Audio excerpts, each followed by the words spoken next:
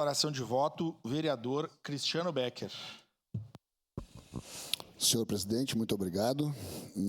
Já de antemão eu afirmo que voto sim ao pedido de informações referente ao aeroporto Hugo Cantergiani.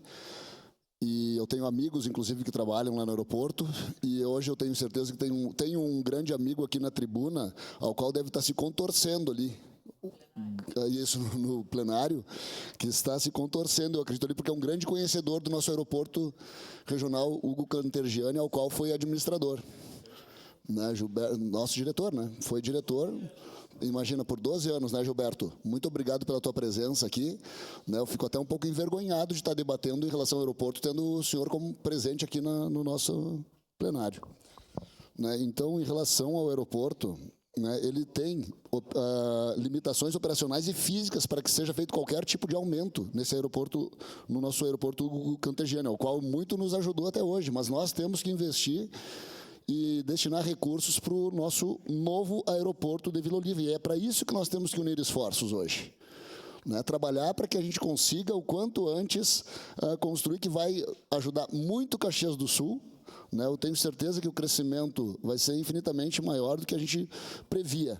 E toda a região também, com certeza. Não teremos mais pousos ali em Porto Alegre, como diz o capitão Ramon, e é verdade, capitão Ramon, porém nós também temos o fechamento por vezes do aeroporto de Porto Alegre. Ocorre que pela geografia ao qual o aeroporto de Porto Alegre, o Salgado Filho, ele está na casa, não chega a 100 metros de altitude em relação ao nível do mar, eu acho que são 10% disso que eu estou falando, eu acredito na casa dos 10 metros, enquanto que o nosso aqui de Caxias do Sul está próximo dos 1.000 metros.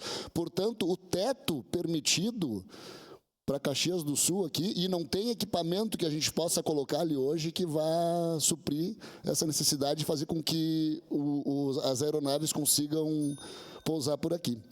Mas então, a prioridade hoje é que nós nos unamos para que viabilizássemos aqui, então, o novo aeroporto para concluir, vereador Cristiano, de Vila Oliva.